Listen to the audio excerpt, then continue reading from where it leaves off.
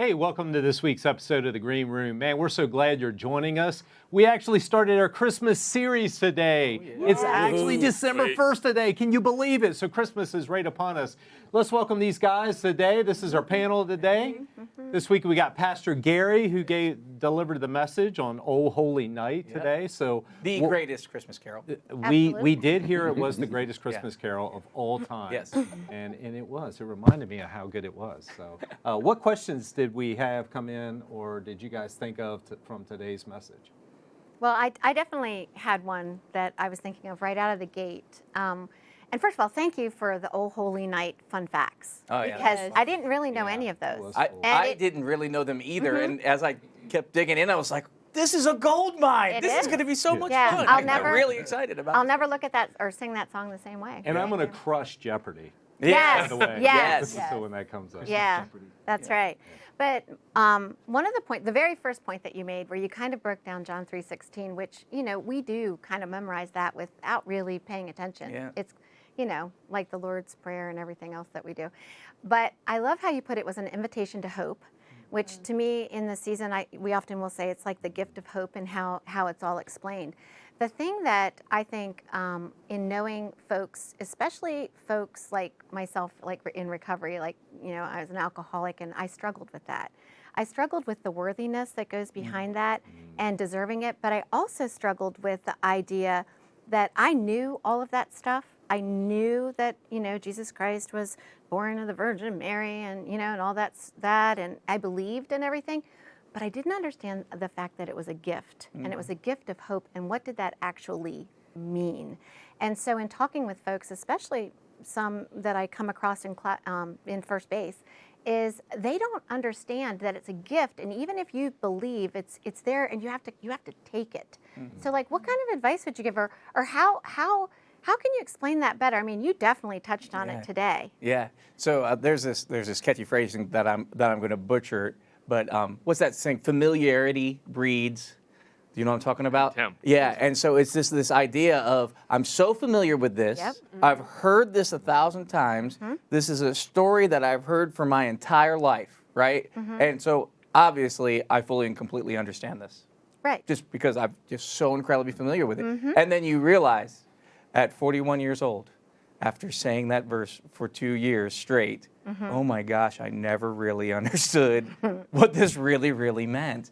And so what I like to do is I like just to get crazy excited about the new thing that I've discovered, right? And so I go like, gosh, that John 3:16 thing? They're like, yeah, I've heard it 1,000 times. I'm like, no, but really, this is crazy. This is epically, I'd never realized it this way. And by doing that, they have permission to be surprised by it just as much as you were. Like, because we have this thing, I don't want to feel like I was dumb, right? That's right. We're all familiar with this thing. I don't want to feel like, well, duh, of course I should have known that, right? But if somebody who is a believer, who has interacted with this verse for a while, goes and says, yeah, you'll never believe, this surprised me too, you take those defenses down, and then they suddenly are put in a place where they're able to say, it's okay that I didn't realize that. It softens, you know what I mean? So, and you can apply that to all kinds of stuff. But absolutely. Yeah, that's so one it's the way in strategy. which you present it, but it's also the idea, though, that they have to take the gift. Yeah. So knowing about it isn't really Just the thing. knowledge, And I think that's what I'm trying to get at, is that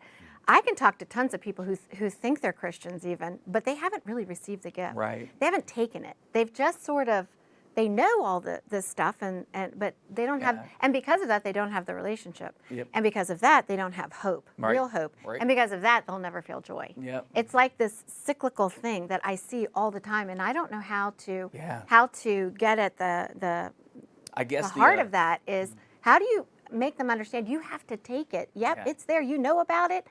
You're not done. Yeah. You're not done. So I guess the kind of the fancy academic word for that is cultural Christianity, right? This idea of I was raised this way, I was born into this family, I've known this for my whole life. My parents were Christians before me, my grandparents were Christians before me. This is all I've ever known. from the time I was a child on, I was told you're a Christian and Christians behave this way and Right. Christians do these things, yeah. But I think you hit the nail on the head when you say, but they don't understand the hope they can have, and so they don't experience the joy Right. that they could have. And I think that you have to look at this person in the same way you would look at somebody who is just incredibly, incredibly lost. Okay? They're not incredibly lost because they know all the right things, Correct. but for the condition of their heart, they're just as close to the gospel as somebody who says, no, I don't want it, Exactly. because they think they've already got it. Right. So they don't see their need for it just as much as the person who says, I don't want it, doesn't feel like they need for it. Exactly. And in that scenario, the best thing you can do is just pray, pray, pray, because it's the Holy Spirit that softens the heart. Right. It's the Holy Right. Spirit that creates the circumstances in life. But the other thing is, throughout the message that I talk about how he invites us to peace and he invites us to love, and we can show those things. Right. So as you're struggling with your everyday life, because those struggles will come, this person on either of those camps, the hardened to not want to know or to know everything and now I'm all set, they'll see you had peace through that difficult circumstance. Right. Why don't I have peace in that difficult circumstance? That's actually my story in college. Was I see all these guys around me going into ministry and God's showing up and doing these amazing things in their life. And I have this amazing plan of things I'm going to do for God and God's not blessing it. And I don't understand why. Like, what is going on? Why do they have joy and peace and things are working? And why am I killing myself working for God and being nothing but frustrated? You know what I mean? Because I was camp number one, raised my whole life, 3 generations Christians. I got a great uncle who was a pastor. I got his books in my attic. You know what I'm saying? And so this is kind of how I was. The story of my salvation is realizing, all of those family members were praying for me. They softened the ground and laid the groundwork moving ahead, right? But I still had to come to that moment where I said, man, there's a difference. There's a difference between me knowing all this stuff and doing all the right stuff and you who maybe you're just figuring it out, but I can see God showing up in your life and I don't know why he's not showing up in mine. Exactly. That's what I was after. And I think when the rubber meets the road is when you lose hope. I was thinking a lot this week as I was putting up this Christmas tree that honestly Scott and I had the biggest disagreement over because the lights, it was pre-lit. And last year, the lights, they stopped working. But not only that, so we wanted to salvage the tree. So we wanted to take all the lights off of the tree and then restring it, right? Well, in the midst of all of that, Christmas last year was really tough for us. We had cancer touched our family, and that sent us in a huge whirlwind. I mean, it was just really, really tough. And I don't know about you guys, but like when one person's hurting in the family, even just, I knew how much Scott was hurting through this. I was trying to do everything I could to compensate and to, hopefully make things better, right? And it was tough because it overshadowed it. Not only that, but like our Christmas tree, our big Christmas tree fell 3 times. I cried every time. It's awful. But It's so awful. you have all these things that happen. You're trying to make this wonderful season, and it's so difficult, and you do lose hope, and it's really tough. Yeah. So, but this year I'm just so excited because that hope has returned.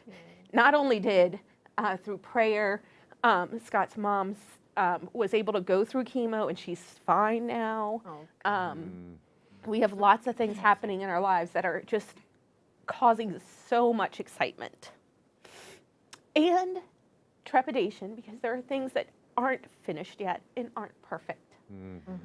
But as I was putting up that darn Christmas tree that we, I was just amazed at how he's brought us through. And I feel like that's the thing. Like, people have said to me, everybody dies around Christmas time. We always hear about this bad thing and that bad thing happened. And it always causes such loss of hope for people. And this time of year is very, very difficult.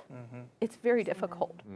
But the scripture that you said, John 10:10, where it says, "The thief comes to kill, steal, and destroy, but I have come that you may have life and may have it abundantly." And you know, I need that. I need that because he really does want to steal our joy. He really does want to steal our hope. Yeah. But as we surrender to him and as we give our hearts over to him, which is what you're talking about, you can't live this life knowing all the things without surrender and really call yourself a Christian. That's right. You need to do that. And I feel like as you surrender, and I'm going to wrap this up, I promise. As you surrender, God is able to give you that hope and give you that life. Yeah. So I apologize Good. for crying. It's real. I didn't think I could tell you it without the emotion, but Yeah, I mean, you know, God's good. yeah. That's right. All the time. Jesus says when we go to him that this is a relationship we're entering into. He's reconnecting us with God, and he's going to be there with us. He's going to be there through the hard times. He's going to be there with us through the good times. He's going to give us the peace and the strength to just survive. Yes. When that's all we can do. That's right. But on the other side of that, we're going to look back and he's going to empower us to use that story to Yes. change somebody else's life, right? He's going to give us a purpose to live for something that's so great we could have never dreamed that we could live for ourselves, right? I mean, he does all these things, and that's the kind of hope he's inviting us to by having a real relationship with him. But that's the stuff we miss out on when we're living in just the head knowledge world, when we're just saying, I know these things. Well, you don't get to experience all that. You're like, I know this stuff, but it's not helping me. I don't understand what's going on. So it's a big deal. Now, Liz's story, also, it kind of leads into where God had told me to speak today, was that weariness, some of the things that come from that. A lot of people go through the stress, the worry, fear, anxiety, maybe even intensifies during this time. And they may not be as tragic as someone coming down with cancer or having a death in the family, but you have all that in there. And it's just throughout the year. And then around the holidays, it intensifies and everything. And I mean, I've experienced it, and most people have at some point. And one of the things that, to get that rest that you're speaking of, in a sense, it's humility. You kind of humble yourself, and for me personally, it was similar. I'm sitting there looking, okay, here's what I'm worried about, I'm stressed about, you know, and I'm hurting about. But it fails in comparison to what some other people are going through, you know, and I've seen that, and I turned it around and turned it into gratefulness, you know, saying, you know, I'm so grateful for what I have and all my blessings and everything. But it took a kind of a humbleness, you know, the humility to say, thank you. You know, yes, I'm going through this, and I shouldn't be as worried as I am, but it is real. Don't get me wrong, you know, what I'm feeling is real, Lord. You know, I am stressed. I am, you know, do have this anxiety and worry, forgive me, but I am so grateful and thankful. And somehow that gave the peace. The peace came from that humility and just saying, I am so grateful. I totally love that you narrowed that down to say this comes from humility, because it totally does. So much of the things that we heap on ourselves, the stressors we place on ourselves, it all comes from the perception of how big a deal is the things that we're talking about. The accumulation of a bunch of little stressors on top of each other. And then we decide that we're going to worry about those things. And you look and you say, well, this guy's situation is so much worse, and this guy's, but it doesn't change the fact that it feels crazy heavy on me right now, right? But when we're humble enough to say, wait a minute, why am I worrying about this? Because worry means there's something I should be doing to fix this. Worry means there's something I can do to change this. Worry means that maybe God doesn't have my back, right? Maybe God's not going to take care of me. How do I? And you spend all this time circling and telling the stories. Worry is actually having active faith in the enemy's plan instead of having active faith in God's plan. Yeah. Or it's an indication that you're putting your active faith in yourself and your ability to handle the thing, rather than putting your active faith in Jesus and in God and their ability to handle the thing. And so when you're feeling all this stress, you have to stop and you say, is pride the root of this? Yeah. Am I trying to do something that God never intended for me to do, and I'm trying to carry? Am I trying to control things God never intended me to control? And it takes humility to go, you know what I am? I need to just stop that. And then that's when Jesus says, I want to give you rest. Let me take your burdens, right? So it's a big deal. And being able to narrow it down to humility, that was huge, Owen. Good job, man. That's fantastic. You know, Yeah, I this time almost of year- think that sorry. worry or anxiousness is almost that check engine light. Yeah. You can only ignore it for so long Yeah. before you probably need to run some diagnostics to say what's really going on. Yep. I think a lot of it is humility, boundaries, Yep. others' expectations, Yep. whether it be Satan or Just, I mean, we got one text that came in, and it was like the biggest stressor in their life was pulling down Christmas decorations and having to do the whole house and that sort of thing. And it's just like, you know, reframing some of that and going, where is that really truly coming from? Yeah. So it's good. Gary, I was thinking, you know, like, and all the stuff that we're talking about, worry, stress, things that take away hope, you know, hey, and you talked really good about and unpacked it very simply on what it means to give your life to Jesus, to come to faith in Jesus. Yes. But once we've done that, so the invitation's still real to us, right? You know, he invites us to follow him, you know, and so what can we do on a daily basis as Christians, you know, so that some of these things to help counterbalance, you know, some of these things that we've all been talking about. It's one of the things I love about our church. It's one of the things I feel like makes Oak Ridge a different church than a lot of other churches, is that we have intentional plans Yes. to equip people who come through our doors to grow in their faith and take those next steps. And so you run the bases, right? You go to first base and you hear the disciplines you need to begin to practice. And no, you're not going to be able to do all of them perfect the first time. You just get started, right? You get a Bible reading plan when we do a special series and we introduce you to how to read the Bible on your own. And you begin to say, well, this is God's plan for the world. And he gave us everything we needed to know to live life the way he wants. You begin just exposing prayer. You begin talking with God. A part of prayer a lot of people miss out is you listen too. Yeah. A lot of times you're saying, hey, this is what I'm feeling, but I mean, if you picked up a phone to talk to a friend and you just talk and say, okay, bye, and they never had a chance to say anything, what did you really accomplish there? So prayer, the basic disciplines that we talk, taking advantage of the systems we have in place here, being in small groups, doing life together. So these are all really, really good things. I would say for me, the biggest thing is, other than some of like praying every day and reading the Bible, small groups. Small groups made such a huge difference, especially when we've been going through struggles. Yeah. Well, I think that Right. goes back to what Gary was talking about with when Jesus says, I will give you rest. I think it's important to note that that doesn't mean that your problems will just go away. Right. He gives you the means to distribute that load, so to speak, through your small groups, through your church family, through prayer, through getting into his word. He's not going to let you walk alone, but he's not necessarily going to take that burden completely away either. But that will sustain you. Sustained me all through the holidays last year. So, and it was pretty tough last year. Yeah. There's nothing like surrounding yourself with others and serving others to kind of get your eyes off yourself for a while. Absolutely. Back to his point about humility. To keep things in perspective. You know, we're just coming out of Thanksgiving. You know, you take a day where you're hopefully, you know, feeling thankful for some things that are in your life. Then you got Black Friday. Then you got Cyber Monday. that's right. So it's all consumerism. Then you got the hustle and bustle. That's right. And I thought it was kind of ironic. I had never heard of this, and just till recently, you got Charitable Tuesday. And I was like, how odd is that, where you're feeling thankful, and then you tack charity as the leftovers after you've gone through all this consumerism. What about if charitable or, you know, giving, serving was kind of like after you kind of take a time to say, hey, I'm thankful for these things. How about if I give out? And then that stuff, the consumerism and the, you know, the gifts and everything can maybe be the leftovers. Well, you were talking about the gift of God. Christ's birth was the gift of God. He doesn't give us gifts to keep, though. That's how you give thanks, by giving it away. He gives it to you to give it away. And that's why that's why we culminated the whole message in this action step of, dude, let's invite people to Santa's Wonderland. Let's give these people this moment who would maybe never connect with the church in any other way because they're so turned off by church. But you know what? They're okay with letting their kids sit on Santa's lap, and we do that better than anybody. You know what I'm saying? and so they're going to be willing to do that. I don't know, but is there any other pressing questions that we need to hit, or how are we feeling about? There isn't, but I'm glad you led into that because I want to do a shameless plug on Santa's Wonderland. And people may be wondering, why Santa's Wonderland?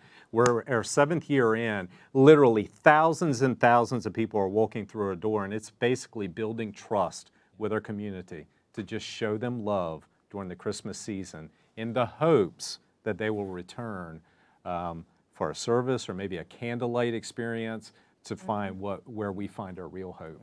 Yep. And that's the purpose of Santa's Wonderland. And what we've noticed over the years is they do.